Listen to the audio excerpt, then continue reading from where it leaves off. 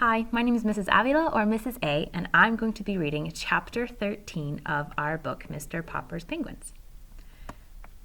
There came a night, however, when Mrs. Popper, having put the children to bed, stopped Mr. Popper on his way to the cellar. "Papa," she said, "I must talk to you. Come and sit down." "Yes, my love," said Mr. Popper. "What is on your mind?" "Papa," said Mrs. Popper, "I'm glad to see you having such a nice vacation, and I must say that it's been easier than usual to keep the place tidy, with you down in the basement all the time.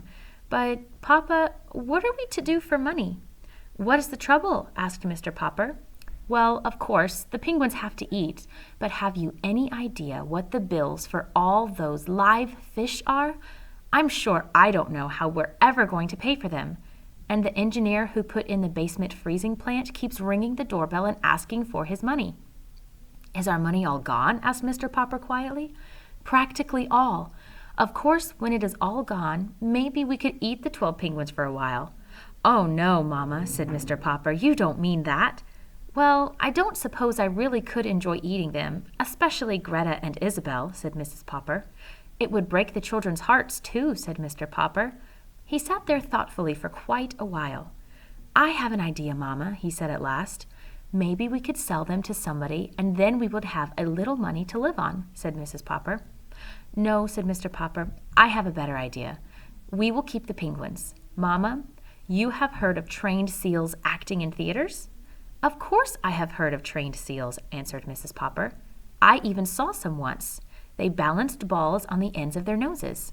"Very well, then," said Mr. Popper. "If there can be trained dogs and trained seals, why can't there be trained penguins?" "Perhaps you are right, Papa." "Of course I am right. And you can help me train the penguins." The next day, they had the piano moved down from the basement at one end of the ice rink.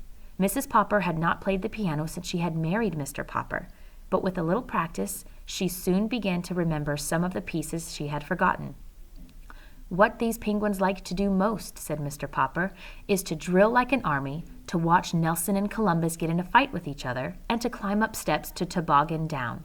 And so we will build our act around those tricks." "They don't need costumes anyway," said Mrs. Popper, looking at the droll little figures. "They already have a costume." So Mrs. Popper picked out 3 different tunes to play on the basement piano, one for each different kind of act. Soon the penguins knew, from hearing the music, just what they were to do. When they were supposed to parade around like a lot of soldiers, Mrs. Popper played Schubert's Military March. When Nelson and Columbus were to fight each other with their flippers, Mrs. Popper played the Merry Widow Waltz.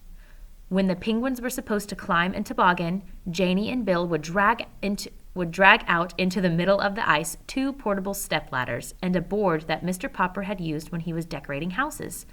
Then Mrs. Popper would play a pretty descriptive piece called By the Brook. It was cold in the cellar, of course, so that Miss Popper had to learn to play the piano with her gloves on. By the end of January, Mr. Popper was sure the penguins were ready to appear in any theater in the country.